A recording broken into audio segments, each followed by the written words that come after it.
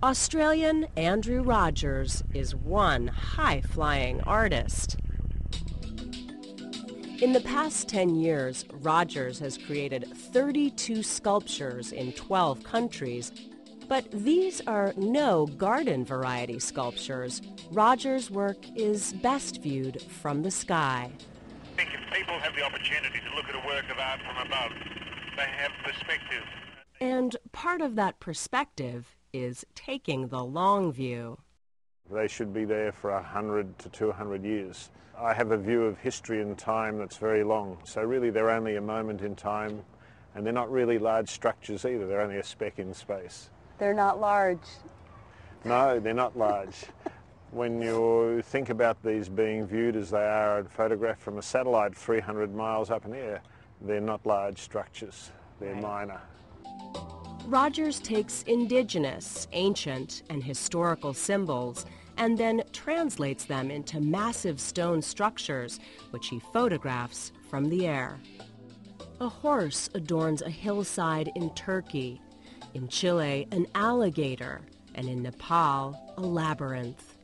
Deserts and mountain regions are very vast canvases.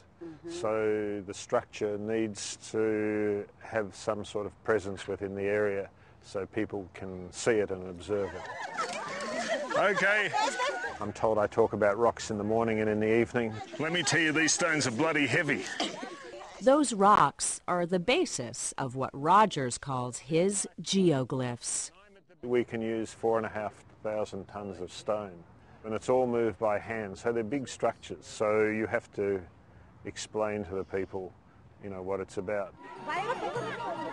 Rogers works with thousands of paid stonemasons and laborers. So far, more than 5,000 people have had a hand in constructing the projects. How often are you visiting the site? And I'm there all day. The whole time? 10 hours a day, 7 days a week if it's necessary. That's part of the process. And the challenge really is always on the site. Every site has its own difficulties. In Bolivia, before work could even begin, the site had to be blessed by the local shaman. And Rogers himself is blessed. Who pays for these projects? These projects are privately funded. We've had individuals and corporates. We used to have plaques with names. Now it's done anonymously. And they cost a lot. They cost a reasonable amount of money, yes. Can you give me a range? No. Not a range? Not even a range. Rogers gives his work to the communities in which he's built them. I don't think art should ever have an owner. It's about an idea, and I think when people come to understand an idea, they own it.